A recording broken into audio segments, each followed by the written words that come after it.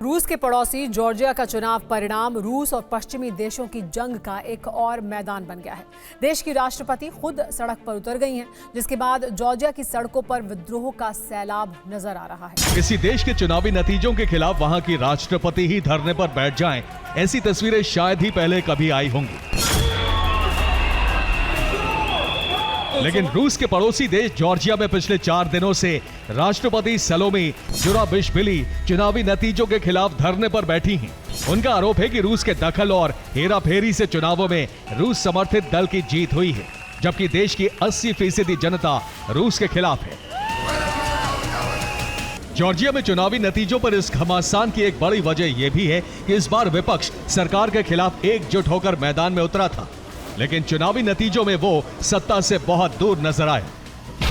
150 सदस्यों वाली जॉर्जिया की संसद में सत्तारूढ़ जॉर्जियन ड्रीम्स पार्टी को 54% वोट के साथ 89 सीटें मिली हैं, जबकि टीना बोकुचावा की पार्टी को 10% वोट के साथ 16 सीटों और विपक्षी गठबंधन CIC को 11% वोट के साथ 19 सीटें मिली हैं।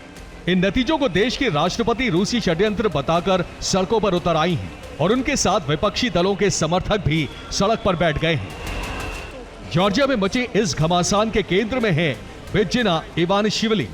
बिजेना जॉर्जिया के अरबपति कारोबारी हैं और रूस के पुतिन समर्थित कारोबारियों से उनके रिश्ते हैं। विपक्ष का कहना है कि बिजेना के जरिए ही रूस ने जॉर्जिया के चुनावों में हेराफेरी कराई है। हालांकि रूस इन आरोपों से इनकार कर रहा है और यूरोपियन यूनियन चुनाव में धांधली की जांच की मांग कर रहा है। देश में हो रहे इस धरना प्रदर्शन और दुनिया भर में उठ रहे सवालों के बाद जॉर्जिया के इलेक्शन कमीशन के रुख में थोड़ी नरमी आई है।